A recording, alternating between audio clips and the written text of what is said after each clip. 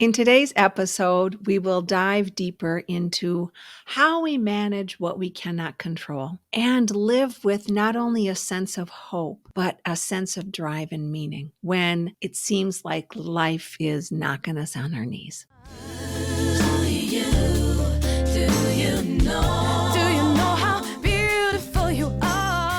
Welcome back to Soul Speak. I am Meg Michaelson. Thank you so much for joining, for liking, for being here, for rating, for sharing. It truly does mean a lot, and I enjoy doing this. So it's a labor of love for me. So thank you. Now, last week, we had a great speaker on, Rose Hope, and talked about her journey, her choosing to live with more of a state of mindfulness. When she was younger, she had a near-death experience. She had two. I believe the first was at age 5, and the second was, I think, at 26 or thereabouts. And after, she would get a little depressed because she didn't feel like that life here was as great as it felt when she was not in her body. And then also this great purpose she felt. So she could have allowed herself to go down into a hole and stay depressed, but she didn't. She chose to step up, work through that grief, work through those hard feelings, and find her way back to living some life that gave her meaning, that gave her drive, that gave her passion. Because in order for us really to feel like we want to giddy up and go, it's got to be something we're passionate about. It can be anything, right? And that can change throughout the day. But it's really important to feel passion. Multiple times in our lives, every single one of us, all of us, we've all had and will all continue to have times where we feel that life is out of our control. The circumstances around us are not what we hoped. And we'll say, well, I didn't choose this. I've heard that. I'm sure I've said it. Remember when you were little? Some of you might be too young for this, but we used to have these merry-go-rounds that were spinning. You could spin them really fast, and they were wood with these metal bars that you'd hang on to, and you'd be on it, and somebody like an older brother or an older sibling would spin you. And they could go as fast as they wanted, and you had to hold on so you didn't feel like you were going to slide right off. And that's sometimes how we feel life is. That is it safe enough to hold on to? Are the people around us, those people that we choose, remember, we do have choice with the people around us. Do they help us to feel safe? Do we allow them to keep us in a feeling of unsafeness? Or do we use our voice because we have choice there and say, I really am not feeling safe talking to you right now. So could we address this in a different way or whatever it is? Could you stop the merry-go-round so I could please get off because I feel like I'm going to vomit? I'm going to pass out because I'm so dizzy. So we really want to be mindful of what is that interaction? What are our choices around every interaction, especially those ones that we feel like we have no control over, like a natural disaster or an accident, or someone says something that really hurts us. We have no control over that. However, what we do with it, remember, what we do with it, the actions, the thoughts, that is what we do have control over. I want to read a letter to you. I told you a few weeks ago, my brother Ken passed away. But back in 2007, he wrote a letter to another family member. I don't know if you remember this from a different episode. I'm the youngest of 11, big family. But Ken wrote this letter to a family member who was struggling with feelings of depression. And he said, I hope you know that everyone has their moments with their own feelings of loneliness and depression. I often find myself at gatherings wondering if anyone else feels what I think and feel, disconnected. Like I'm just there, responding to conversation around me, but consciously wondering, what is this all about? Remember we've talked about like you're standing there and you're looking through life like you're looking through a glass-plated window. You're not in it. Continuing his words, my biggest pet peeve isn't about listening to those who are expressing their sincere feelings. It's about listening to those who you know or who you think you know would rather listen to themselves with no regard for anyone else's thoughts or feelings. The other night, I was feeling all alone, even though my dining room had 5 other people in it. I decided to leave the room and go for a walk with him as a wheelchair, so he said a roll. I was dealing with some extremely intense thoughts and ended up going to a park, wandering into a desolate area that looked out over a field surrounded by beautiful, lush green trees. I was hoping to get in touch with whatever I was feeling. Instead, I just sat there, looking over the beauty before me and soaking it up. It was cold and starting to drizzle. My mind was empty, and it allowed me to absorb all that was around me. After time passed, I wheeled back towards what I call home. Only this time, I allowed myself to fully absorb my surroundings. I was barely moving, and my slower pace allowed me to feel every single bump of the road and take it all that surrounded me. I took it all in. I eventually made it back home, and my loneliness was gone. We're all just energy. The whole existence of life is just energy floating around, bumping into or meshing with other forms of energy. Life isn't always fun. Life isn't always easy. Most days, I'm trying to figure out how to make the world a better place because that is what I desperately want to accomplish in the time I have left. And so, listeners, I want you to think about that. What are we choosing? He left his house feeling really, really sad or frustrated. He just was feeling like he wasn't heard. And again, that lack of control. But instead of allowing himself to stay in that state, he looked around and found the beauty. And he decided he felt a lot more peace. We get to feel whatever we want to feel as long as we want to feel it. That's our choice. And it always connects to our memories and our thoughts. Just like when we're on that playground and it's spinning really fast, we get to say, stop. I want off. I want off. Or I'm going to allow myself to let go of the fear and just enjoy this spinning, but not fight with it because maybe he won't stop and I can't get off. So I'm going to go into the ride. Now, we've talked about this before, and of course we will again. That reminder that so much of our lives are within our power, even if they won't let us off that merry-go-round. There is so many choices we can make when we are in it. Truly, there can. Our mind is powerful. Did my brother choose to get run over at age 18 and become a quadriplegic? Not on a human level. But what he chose after he worked through all the emotions and the anger was a life that had a lot of adventure and fun, even though it was harder. But he chose, remember, he chose to feel the gratitude. He chose to feel the connection to the trees because he didn't want to stay in a lower level vibration. He chose to feel and be present. When he was going over every bump with his wheelchair and feeling it, that's being present. When we allow ourselves to get out of that mind trap of thinking about all the junk coming our way or all the junk that has come our way and maybe feel sorry for ourselves, we can just feel our breath for a minute. Feel the breath. Or feel the beauty of having hands that we can use. Remember last week with Rose Hope, we talked about being a zombie. That many times in life, we're in the zone of the dead, I call that. People go through life and they're just putting their head in the sand or they're staying focused on all the junk that's going wrong. And they're not feeling with their physical body, their skin or their dog's fur or just touching the gentleness of your face or the dishwater when you're doing the dishes. Is it warm or cold? We have a choice.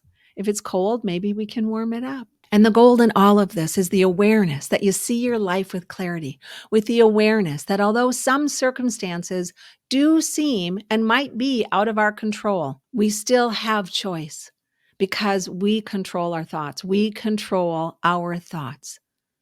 And then we control what we're going to do with those thoughts. And then we control what we're going to do with our physical body and the connection between our thoughts and our physical body that is in our control.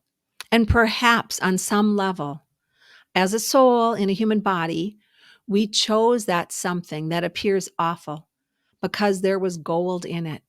Now, my brother being run over at age 18 and becoming a quadriplegic, he could never drive. He could never run again. On some level, and I said this to him years and years ago, that maybe he chose that. Way back then, he didn't believe that.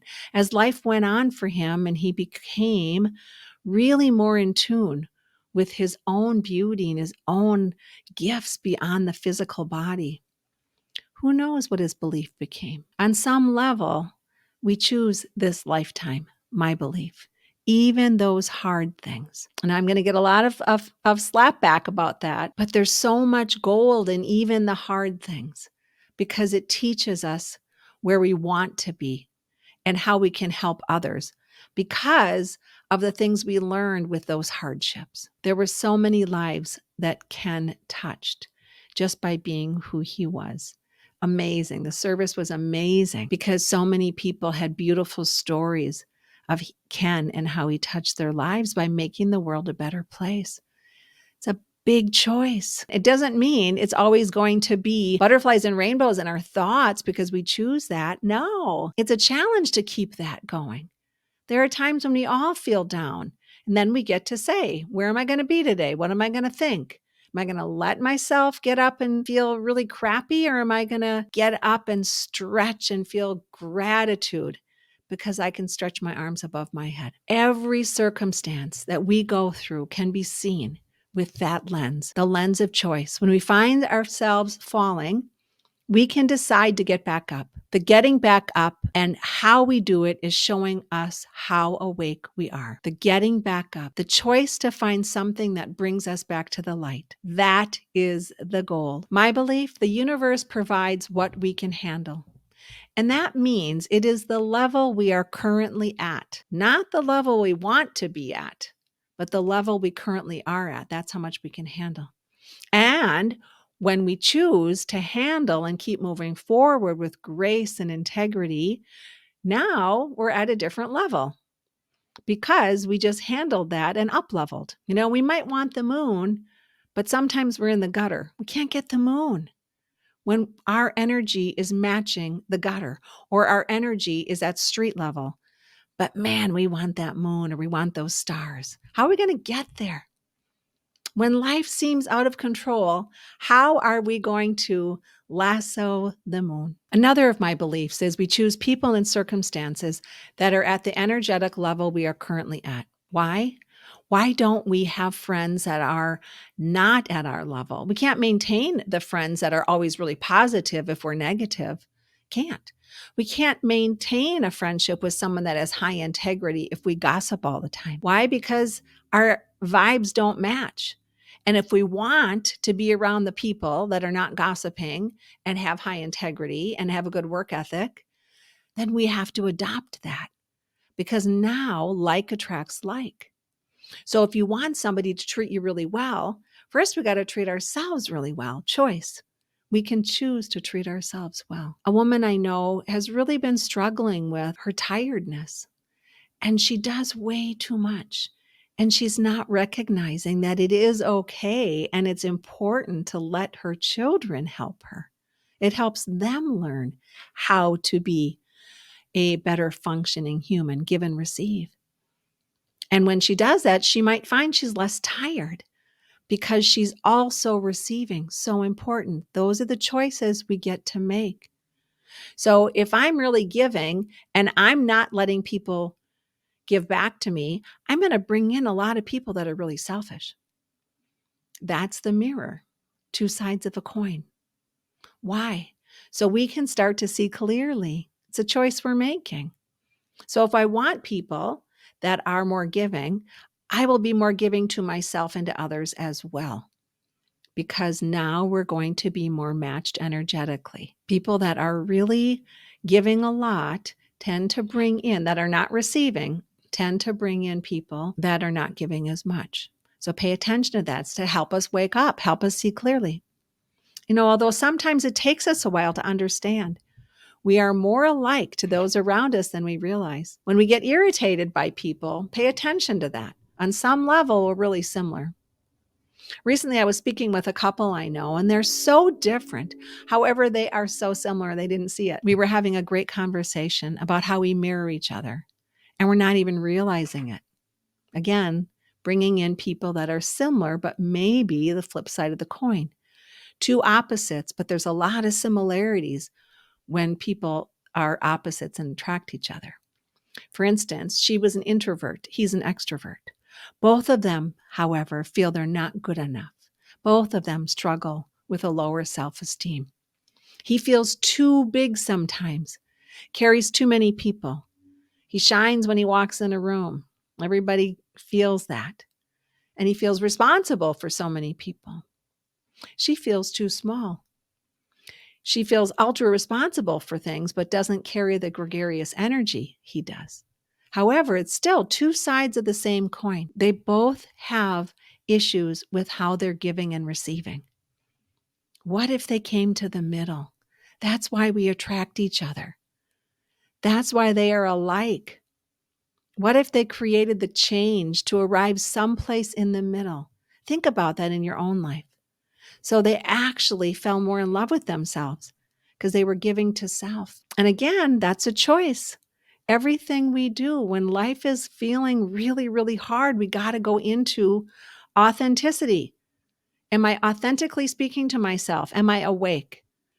Am I being clear? So does that mean if I make healthier choices, if I give and receive, give to self, give to others, receive from self, receive from others, stay in integrity, I make healthier choices, and if I bring my awareness back to higher level thinking, will my life change?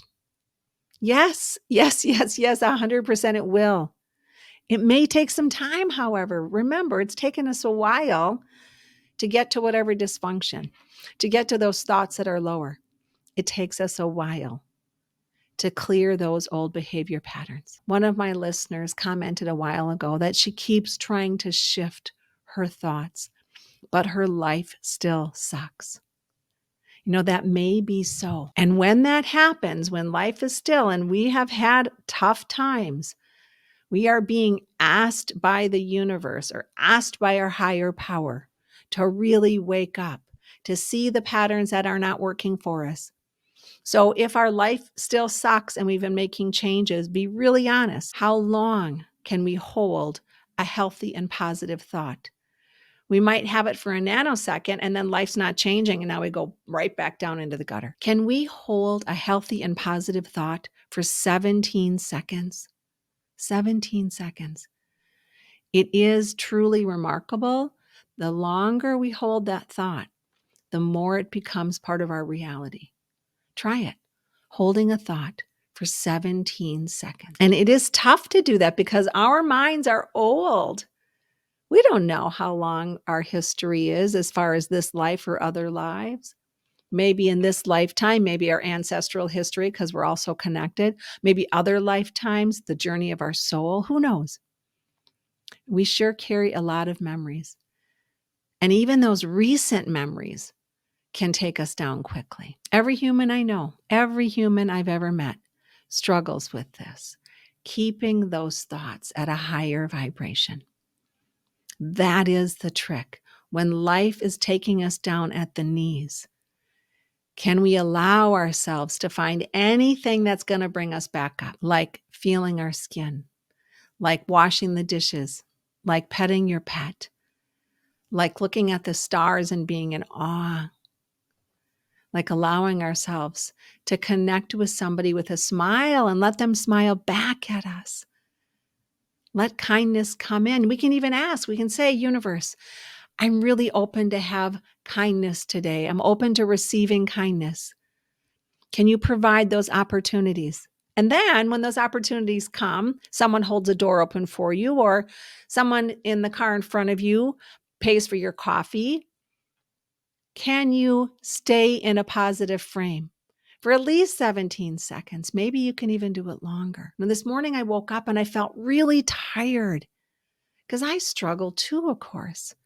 I had a full day and I didn't have much time to do any relaxation. So I had that ugh feeling. And yet I choose my life in so many ways. I don't choose everything. Some things happen externally that affect me 100%. But my choice is to go through with my shoulders hung and my head and ugh, or all right, get up, get my dogs going, give them some love. Let me get love back from my dogs. And then I usually FaceTime one of my daughters and grandchildren. Those are key. Connecting with people, smiling. When I'm in the cafe working, smile at people, hear them. If we want to be heard, remember we're mirroring. If we want to be heard, then we also have to hear. Hear ourselves and hear others. And those are the things that we can really do when we feel like life is out of control. Those small, might even seem like a little nuance that can make the world of difference. So I wish you a beautiful week. And I would love to hear how many of us can hold a positive, healthy thought for 17 seconds. Write it in the comments. Send me an email. Let me know if that's something that you're willing to challenge yourself with. I wish you a beautiful week. Be good to you. Thank you very much for being here. Hey, listeners, thank you so much for being part of the Soul Speak world. I really appreciate that. And if you're willing, and if you find this of value, would you please follow on any of the platforms you're listening to, whether that's Apple or Spotify or Google or any of the platforms. And of course, I love the ratings if you find this valuable. You can also follow me on YouTube and like and share. And all of that really makes a difference. Appreciate your participation. And of course, I really appreciate you being part of this world.